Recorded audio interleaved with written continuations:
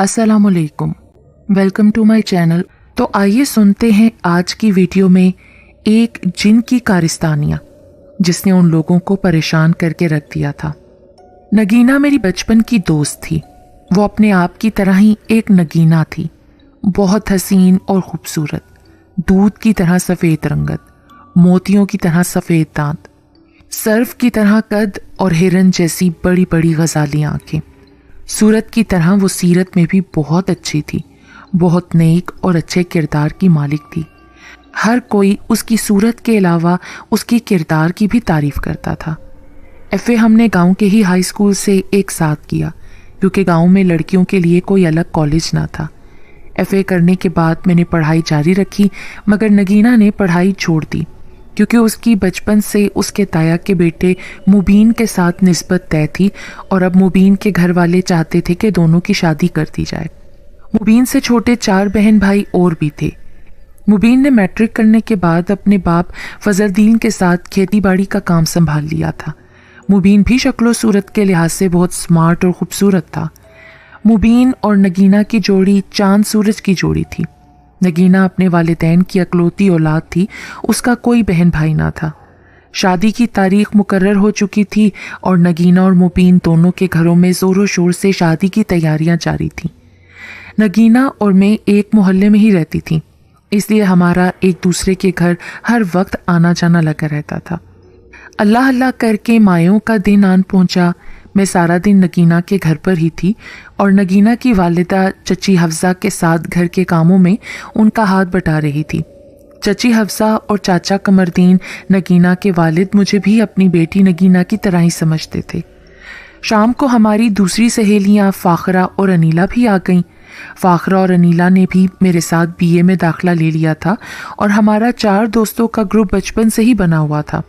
नगीना के वालिद कमरदीन ने घर को बरकी कमकमों से सजा दिया था। शाम से पहले मेहमान आने शुरू हो चुके थे।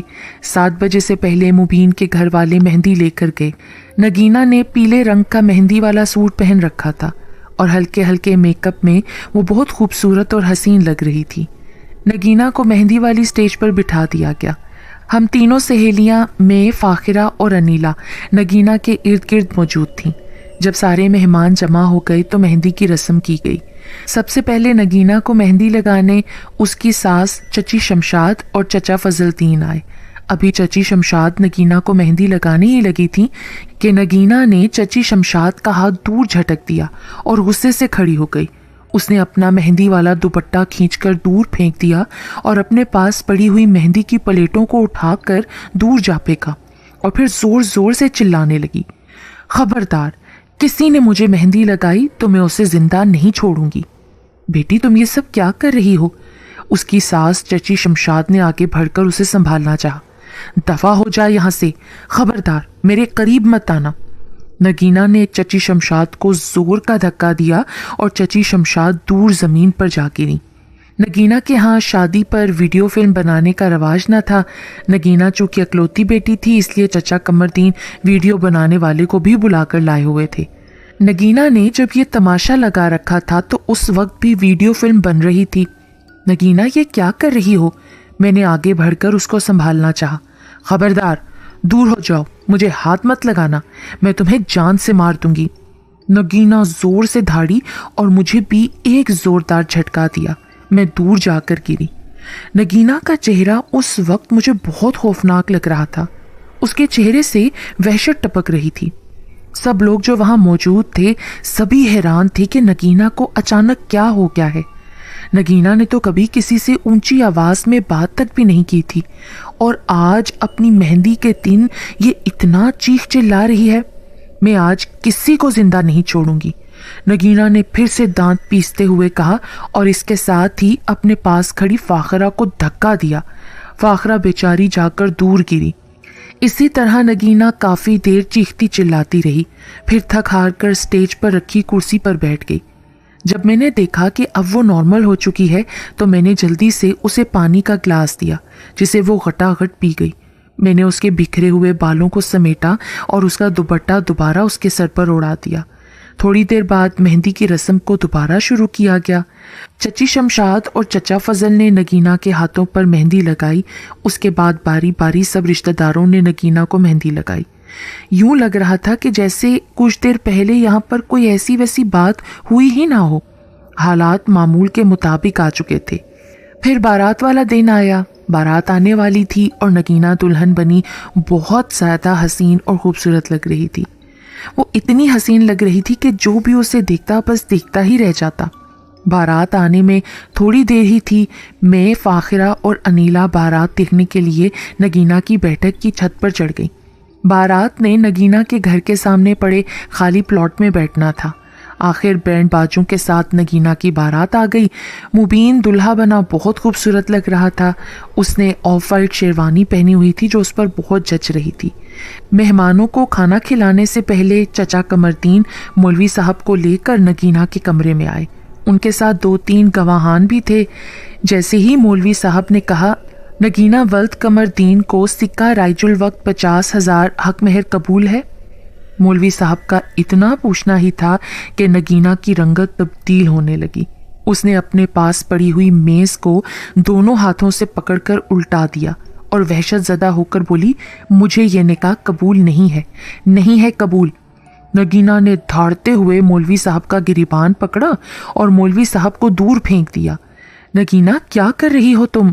मैंने उसे बाजू से पकड़कर कुर्सी पर बिठाना चाहा, लेकिन उसने मुझे भी जोर का धक्का दिया। मैं नीचे जाकर गिरी। उसमें इस कदर ताकत आ चुकी थी कि मैं तो सारी हिलकर ही रह गई। दफा हो जाओ यहाँ से सब लोग, मैं तुम सबको जिंदा नहीं छोड़ूंगी। नगीना ने वहशत से अपना दुपट्टा फिर से उतारकर दूर फेंक दिया और जोर जोर से चीखने चिल्लाने लगी। हम जितने भी अफराद कमरे में थे सब डर के मारे कमरे से बाहर निकल आए। कमर साहब, आपकी बेटी जहनी मरीजा है और आप इसका निकाह पढ़वा रहे हैं? मौलवी साहब गुस्से से बोले। मौलवी साहब, मेरी भतीजी बिल्कुल ठीक है। पता नहीं रात से इसकी अजीब सी कैफियत बनी हुई है। इसको अल्लाह जाने क्या हो गया है। चचा कमरदीन की बजाय अब चचा फजलदीन ने मौलवी साहब को जवाब दिया। जब मुबीन भाई को पता चला कि नगीना ने निकाह करने से इनकार कर दिया है तो वो तो पागलों की तरह नगीना के कमरे में गए और नगीना को दोनों कंधों से पकड़कर कहने लगे, नगीना, हम तो बचपन से एक दूसरे को चाहते हैं। इतने साल हमारी मंगनी रही है और अब तुम निकाह के वक्त शादी से इनकार कर रही हो। मुबीन ने उसको झिंझोड़ा। दफा हो जा खबीस, मुझे तुझसे नफरत है, चले जा यहाँ से। नगीना ने मुबीन को जोर से धक्का दिया और वो कमरे से जाकर बाहर गिरा। नगीना, मैं तुम्हें यहाँ से ले जाए बगैर नहीं जाऊँगा। मुबीन उठा और फिर कमरे में जाने लगा, लेकिन चचा फजल ने उसे बाजू से पकड़ लिया और अंदर जाने से रोक दिया। इसके साथ ऐसे ज़बरदस्ती करना ठीक नहीं है। आप इसका इलाज करवाएं। अभी बारात वापस चली जाए तो ही ठीक रहेगा, मौलवी साहब ने कहा। इस तरह बारात नगीना को लिए बिना ही वापस चली गई और खुशियों भरा घर मातम में बदल गया। नगीना मुसलसल चीख चिल्ला रही थी। चचा कमरदीन ने उसके कमरे के बाहर से कुंडी लगा दी। चंद लम्हे इसी तरह वो चीखती चिल्लाती रही, फिर बेहोश हो गई। रात का पता नहीं कौन सा पहर था कि उसको होश आया। क्योंकि मैं घर आ चुकी थी, सुबह में नगीना के घर गई तो वो बिल्कुल नॉर्मल हालत में बैठी नाश्ता कर रही थी। वो इतनी पुरसकून थी कि जैसे कल रात कुछ हुआ ही ना हो। जिस गली में मैं और नगीना रहती थी उस गली के सामने खेत थे। मैं और नगीना अक्सर वहाँ सैर करने जाया करती थी, जबकि अनीला और फाखरा हमारे साथ कभी कभार जाती थी क्योंकि वो हमारे घरों से काफ़ी दूर रहती थी। उस दिन इतवार था और छुट्टी थी। मैं नगीना के घर गई, उसका बाजू पकड़कर खेतों की तरफ चली। हम दोनों खेतों की पगडंडी पर चलने लगी। नगीना, तुम्हें क्या हो गया है? पहले तुमने अपनी मायों पर हंगामा किया, फिर शादी वाले दिन तुमने वो हंगामा किया कि मुबीन भाई से तुम्हारा निकाह होते होते रह गया। मैंने पगडंडी पर रुकते हुए कहा। कौन सा हंगामा, कौन सा निकाह मैंने रुकवाया है? नगीना लापरवाही से बोली, जैसे उसे तो कुछ पता ही ना हो। अनजान मत बनो। क्या तुमने अपनी मायों पर हंगामा नहीं किया था? और तुमने मुबीन से निकाह करने से भी इनकार किया था। मैं गुस्से से बोली। क्या कह रही हो तुम? मुझे तो कुछ भी नहीं पता। उसके चेहरे पर इतनी मासूमियत थी कि जैसे वो हर बात से लाइल्म हो। चलती चलती दोनों काफ़ी दूर निकल आईं। एक खेत में हमारे गांव की कुछ औरतें बैठी साग तोड़ रही थीं। मैं उन औरतों के साथ बातों में लग गई। اور نگینا تھوڑا سا آگے کو چلی۔ تھوڑی دیر کے بعد میں نے ادھر ادھر دیکھا لیکن اب مجھے نگینا نظر نہ آئی۔ پھر میں کچھ آگے بڑھی تو آگے امرودوں کے درخت لگے ہوئے تھے۔ اس وقت امرودوں کی شاخوں پر پکے ہوئے امرود لٹک رہے تھے۔ امرودوں کے درختوں سے نکل کر میں آگے بڑھی تو سامنے ایک بڑا سا بوہڑ کا درخت تھا۔ یہ درخت اتنا بڑا تھا کہ اس کی شاخیں دور دور تک پھیلی ہوئی تھیں۔ اس بوہڑ کے درخت کے نیچے کھڑی مجھے نگینا نظر آئی۔ نگینا کی کمر میری طرف تھی۔ میں آہستہ آہستہ چلتی ہوئی اس کے پیچھے جا کھڑی ہوئی۔ اس سے پہلے کہ میں نگینا کو پکارتی، میرے کانوں سے نگینا کی آواز ٹکرائی، تمہیں ملنے ہی تو میں یہاں آتی ہوں۔ جب تک میں تمہیں دیکھ نہ لوں، تم سے بات نہ کر لوں، مجھے چین نہیں آتا۔ نگینا، کون ہے؟ تم کس سے باتیں کر رہی ہو؟ میں نے اس کے کندھے پر ہاتھ رکھ کر کہا۔ کون؟ کوئی بھی نہیں ہے یہاں پر۔ وہ میری طرف پلٹی اور لاپرواہی سے بولی، میں نے خود تمہیں کسی اجنبی سے باتیں کرتے ہوئے سنا ہے۔ پیچھے ہٹو، میں خود دیکھتی ہوں کون ہے وہاں۔ میں نے نگینا کو ایک طرف کیا اور بوہڑ کے آس پاس چاروں طرف نظریں دوڑائیں، لیکن مجھے کوئی بھی اجنبی نظر نہ آیا۔ چلو روبی، گھر چلو، دیر ہو رہی ہے۔ نگینا نے میرا بازو پکڑا اور میں اس کے ساتھ چل پڑی۔ مبین میرے بچپن کی محبت ہے، اس کے سوا میری زندگی میں کوئی بھی نہیں آ سکتا۔ نگینا نے خاموشی کو توڑا اور بات کا آغاز کیا۔ پھر تم نے مبین سے نکاح کرنے سے کیوں انکار کیا؟ میں نے پھر ضد ہو کر پوچھا۔ روبی، میں تمہیں پہلے بتا چکی ہوں، مجھے کچھ نہیں پتا۔ جو کچھ نکاح والے دن ہوا مجھے کچھ بھی یاد نہیں، اور نہ ہی میں نے نکاح کرنے سے انکار کیا تھا۔ وہ خفگی سے بولی۔ مجھے اس کی بات پر بہت حیرانی ہو رہی تھی۔ تمام راستے میں ذہنی الجھن کا شکار رہی۔ اتنے میں نگینا کا گھر آ گیا اور وہ اپنے گھر چلی گئی اور میں اپنے گھر کی طرف چل پڑی۔ نگینا اور مبین کے گھر والوں کے تعلقات پہلے کی طرح بحال ہو چکے تھے۔ دونوں بھائیوں نے اور ان کی بیوی بچوں نے ایک دوسرے کے گھر دوبارہ آنا جانا شروع کر دیا تھا۔ چچا فضل الدین ایک دن چچا قمردین سے کہنے لگے، اب مجھے نگینا بیٹی پہلے سے بہتر لگ رہی ہے، کیوں نہ ہم دوبارہ مبین اور نگینا کا سادگی سے نکاح پڑھوا دیں؟ جی بھائی، آپ کا خیال بالکل درست ہے۔ نگینا بیٹی کو مایوں اور نکاح کے وقت ہی دورہ پڑا تھا، لیکن اس کے بعد اس نے کوئی ایسی ویسی حرکت نہیں کی۔ اب ماشاءاللہ بالکل ٹھیک ہے۔ چچا قمردین نے اپنے بڑے بھائی سے اتفاق کیا۔ چلو پھر ٹھیک ہے، یہ اتوار نکاح کے لیے ٹھیک رہے گا۔ نکاح 2-4 گواہوں کے ساتھ سادگی سے ہوگا، پھر ولیمہ ہم دھوم دھام سے کر لیں گے۔ چچا فضل الدین نے فیصلہ کن انداز میں کہا۔ ٹھیک ہے بھائی، جیسے آپ کی مرضی۔ چچا قمردین پرجوش لہجے میں بولے۔ آخر اتوار کا دن نگینا اور مبین کے دوبارہ نکاح کے لیے مقرر ہو گیا۔ اتوار کا دن آیا تو بارات میں صرف گھر والے اور 2-4 گواہان تھے۔ ضروری خاطر تواضع کے بعد نکاح کا وقت آیا۔ میں صبح سے ہی نگینا کے گھر پر تھی۔ نگینا دلہن بنی بہت خوبصورت لگ رہی تھی۔ اس پر آج بہت زیادہ روپ چڑھا تھا۔ چچا قمردین اور چچا فضل الدین مولوی صاحب اور 2 گواہوں کے ساتھ نگینا کے کمرے میں آئے۔ جیسے ہی مولوی صاحب نے کہا، آپ کا نکاح مبین ولد فضل الدین کے ساتھ سکہ رائج الوقت 50,000 حق مہر کے ساتھ کیا جاتا ہے، کیا آپ کو قبول ہے؟ مولوی صاحب کا اتنا کہنا تھا کہ یکدم نگینا کی حالت بگڑنے لگی اور اس کے چہرے پر وحشت طاری ہو گئی۔ نہیں قبول، دفع ہو جاؤ یہاں سے۔ وہ دھاڑی اور خود کو نوچنے لگی۔ اس نے اپنے کانوں کے جھمکے زور سے کھینچے کہ اس کے کانوں سے خون رسنے لگا۔ نگینا، یہ تم کیا کر رہی ہو؟ اس کے کانوں سے خون رستا دیکھ کر میں تڑپ اٹھی اور آگے بڑھ کر اس کو سنبھالنا چاہا، لیکن اس نے مجھے زوردار دھکا دیا جس کی وجہ سے میں اوندھے منہ گری اور میرے ماتھے سے خون بہنے لگا۔ وہ اتنا زور زور سے چیخ رہی تھی کہ ڈر کے مارے ہم سب باہر نکل آئے اور باہر سے دروازے کی کنڈی لگا دی۔ قمردین صاحب، میں نے آپ سے پہلے بھی کہا تھا کہ آپ کی بچی ذہنی مریضہ ہے، اس کا علاج کروائیں۔ مولوی صاحب غصے سے بولے۔ مولوی صاحب، میری بیٹی ذہنی مریضہ نہیں ہے، وہ بالکل ٹھیک تھی، اسی لیے تو ہم دوبارہ اس کا نکاح کرنے لگے تھے۔ چچا قمردین اس وقت بہت بے بس لگ رہے تھے۔ آخر دوسری مرتبہ پھر بارات ناکام لوٹ گئی اور گھر میں موجود ہر فرد کے چہرے پر غم کی تحریر لکھی نظر آ رہی تھی۔ آخر چیخنے چلانے کے بعد نگینا بے ہوش ہو گئی اور اسے دوسرے دن ہوش آیا۔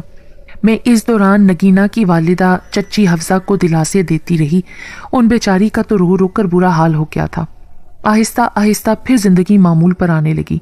نگینا اس دن کے بعد پھر بھلی چنگی ہو گئی۔ اس دن کے بعد اس نے پھر کوئی ایسی ویسی حرکت نہ کی اور نہ ہی اسے پاگل پن کے دورے پڑے۔ میں اپنی پڑھائی میں مصروف ہو گئی تھی۔ ایک دن انیلا اور فاخرہ اتوار کے دن میرے گھر آ گئیں اور اصرار کرنے لگیں کہ چلو کھیتوں کی سیر کے لیے چلتے ہیں۔ میں جلدی سے تیار ہو گئی، اپنے ساتھ نگینہ کو بھی لے لیا۔ راستے میں ہم ایک دوسرے کے ساتھ ہنسی مذاق کرتی کھیتوں کی تنگ تنگ سی پگڈنڈیوں پر چلنے لگیں۔ انیلا اور فاخرہ کو بھی نگینہ کا مبین کے ساتھ دوسری مرتبہ نکاح نہ ہونے کا بہت دکھ اور افسوس تھا۔ چلتے چلتے ہم چاروں امرودوں کے درختوں کے پاس آ رکیں۔ امرودوں کی شاخوں پر پکے ہوئے امرود لٹک رہے تھے۔ پکے ہوئے امرود دیکھ کر ہم شاخوں سے امرود توڑنے اور کھانے لگیں۔ ہم امرود کھانے میں اتنی مگن تھیں کہ ہمیں پتہ ہی نہ چلا کہ نگینہ ہمارے درمیان نہیں ہے۔ شام ہونے والی تھی۔ ہم نے جلدی سے نگینہ کو تلاش کرنا شروع کر دیا۔ تلاش کرتے کرتے میری اچانک نظر بوہڑ کے درخت کی طرف اٹھی، لیکن نگینہ وہاں بھی نہیں تھی۔ میں نے سوچا شاید نگینہ بوہڑ کے درخت کے پیچھے کھڑی ہو۔ یہ سوچ کر میں بوہڑ کے درخت کی طرف چلتی۔ انیلا اور فاخرہ بھی میرے ساتھ ہو لیں۔ ہم چلتے چلتے جیسے ہی بوہڑ کے درخت کے پاس پہنچی، بوہڑ کے درخت کے دوسری طرف جانے لگی تو اچانک ہم تینوں کے کانوں سے نگینہ کی آواز ٹکرائی۔ وامس، میں مبین کو اپنے گھر آنے سے روک نہیں سکتی، وہ میرے تایا کا بیٹا ہے۔ نگینہ کسی وامس نامی شخص سے کچھ کہہ رہی تھی۔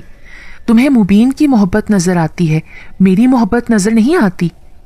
تمہاری چاہت ہی میں تو میں نے مبین سے تمہارا دوسری مرتبہ نکاح بھی روکا ہے۔ دوسری آواز اجنبی اور مردانہ تھی۔